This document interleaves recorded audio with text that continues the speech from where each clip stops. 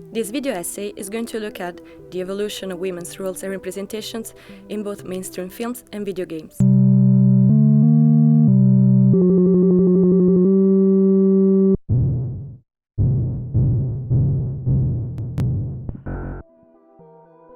One of the oldest tropes in literature and art is the archetype of a damsel in distress.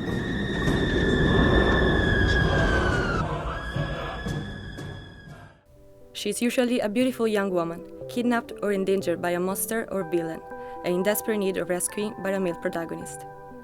Both films and games are used to fulfill this motive by showing males as heroes and females as helpless. One such example is Anne Darrow in 1933's King Kong.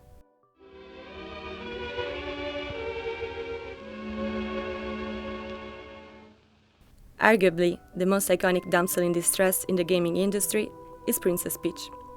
In every mainline Mario game, since Super Mario Bros., Peach has been kidnapped within the first 10 minutes. Then the player has to embark on a challenging quest through strange worlds to save her. By 2013, Peach has appeared in 14 of the main Super Mario games, and is kidnapped in 13 of them.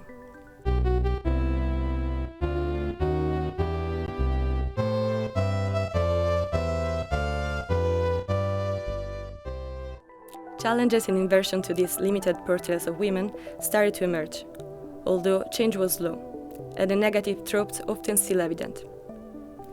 For instance, one of the most iconic female characters in cinema is Star Wars Princess Leia. She is smart, feisty, a brave warrior, and displays a lot of qualities and traits necessary to be a good hero. I don't know who you are or where you came from, but from now on, you do as I tell you, okay?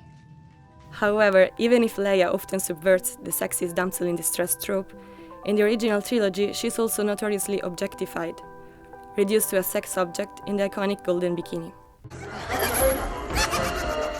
In video game history, Samus Aran, the protagonist of the Metroid series, is one of the most noteworthy, not only because she is considered the first playable female character, but also because her gender didn't really matter in the scope of the game. When the first edition was released in 1987, she was presented and marketed as a male character, and only in the final sequence will she remove her armor to reveal her true identity. And if players completed the game fast enough, they were rewarded with Samus appearing in a leotard or a bikini.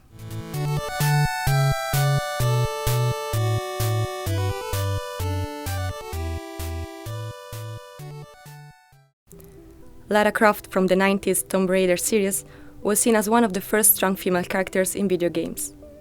However, both here and in the 2001 movie adaptation, Croft was depicted in an over-sexualized outfit and in an extremely unrealistic body. In the film, the camera focused on Lara's incredible athleticism, but also on her physique, zooming in more than necessary on specific parts of her body. The lady should be modest. Yes, a lady should be modest. So, despite the introduction of action heroines, women are often sexualized in games and films. What's more, they are still depicted as subservient to men, and largely cast in supporting roles. It's no coincidence that movies and games industries were and are still mainly dominated by men, who face a constant struggle to find a proper way to balance both sexualization and empowerment of strong women. Although there is still a long way to go before a more consistent and positive representation in media, some female characters have boldly started to break the stereotypes. Not defined by their gender, women are demonstrating that they can be mythical heroes just as effectively as men, and without being over-sexualized. Ellen Ripley from the Alien series is one of the best examples of a strong female character to date. Ripley is shown to use her independence, intelligence and strength to be the last surviving person to eliminate a monster. She never becomes an object for the male gaze. Ripley is not defined by her relationship with a man. She defines herself, giving us the female heroine all women can relate to. Get away from her, you bitch! Amongst modern female game characters, Aloy from Horizon Zero Dawn is the one that definitely stands out.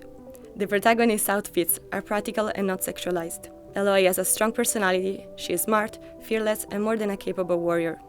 What's more, she's not the only female hero players can look up to. The writers also introduce other women who are facing different challenges, and they all have interesting personalities and traits beyond just being a woman. Horizon Zero Dawn is an undeniable breakthrough for gender equality in AAA games. Why did they cast you out? Murder. You? Birth. In conclusion, women's representation has progressed. There are more movies and games with strong female leads, and even if their portrayals are still not completely accurate, we have certainly advanced, and it seems we are pointed in the right direction. What will happen in the future remains to be seen, but it's helpful that women's presence in both films and gaming industry is gradually increasing. We become who we're meant to be.